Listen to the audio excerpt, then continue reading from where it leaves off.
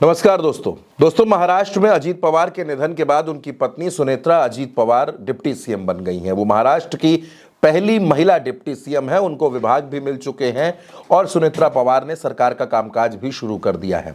लेकिन इससे भी बड़ा सवाल ये है कि अब महाराष्ट्र में अजीत पवार की जो पार्टी है एनसीपी अजीत गुट, यानी जो असली एनसीपी है जिसका चुनाव चिन्ह दीवार घड़ी है, उसका भविष्य क्या है, उसमें अध्यक्ष कौन बनेगा, कौन पार्टी की कमान संभालेगा, ये सबसे बड़ा सवाल है।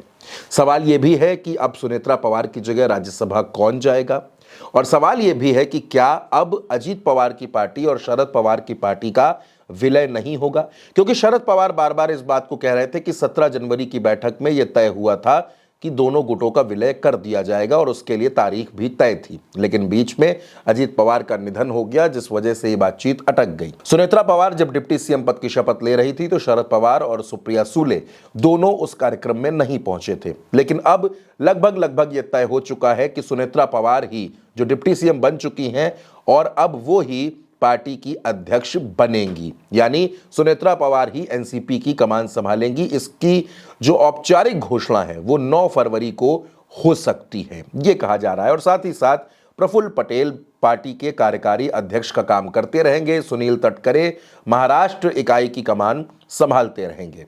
अब अगला सवाल आता है कि राज्यसभा कौन जाएगा। तो ऐसे में चर्चा ये हो रही है कि छगन भुजबल को राज्यसभा भेजा जा सकता है, वो केंद्र की राजनीति में जा सकते हैं। सुनेत्रा पवार की जगह उनको राज्यसभा में मौका मिल सकता है। लेकिन फिलहाल पार्टी का जो पहला मंथन है वो पार्टी के अध्यक्ष को लेकर है, उसके बाद राज्यसभा का नंबर आएगा।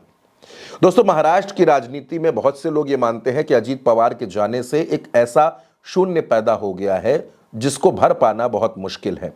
सुनेत्रा पवार 2024 तक राजनीतिक गलियारों से बिल्कुल दूर रहती थी, वो समाज सेवा के कामों में रहती थी। लेकिन 2024 में अजीत पवार की पार्टी ने उनको बारामती से लोकसभा का चुनाव लड़ाया, लेकिन वो अपनी ही ननद सुप्रिया सुले से चुनाव हार गई थी। इसके बाद अजीत पवार ने सुनेत्रा पवार को राज्यसभा भेजा, वो राज्यसभा में थी और अजीत पवार महाराष्ट्र की राजनीति संभाल रहे थे। अजीत पवार, देवेंद्र फडणवीस और एकनाथ शिंदे, ये तीनों मिलकर महाराष्ट्र की सरकार चला रहे थे। गठबंधन था, महायुति सरकार थी। लेकिन अजीत पवार का यूं बेवक्त चले जाना एनसीपी को और अजीत पवार के पूरे परिवार को तोड़कर चला गया।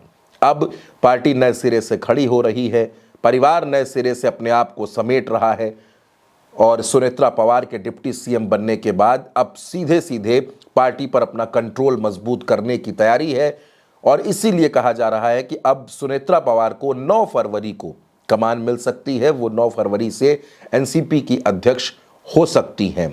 9 फरवरी को एक बैठक होनी है और उसी के बाद ये तय होना है, इसका ऐलान भी होना है। यानी सुनेत्रा पवार के कंधों पर दोस्तों कई जिम्मेदारियां होंगी। सरकार की भी जिम्मेदारी है, संगठन की भी जिम्मेदारी होगी, परिवार की भी जिम्मेदारी होगी, संगठन और सरकार में सामंजस्य की जिम्मेदारी होगी और एनडीए गठबंधन यानी जो एनडीए अलायंस है उसमें अपनी स्थिति को मजबूत बनाए रखना, ये भी सुनेत्रा पवार के ऊपर एक जिम्मेदारी होगी और साथ ही साथ अपने विधायकों को अपने साथ जोड़कर रखना।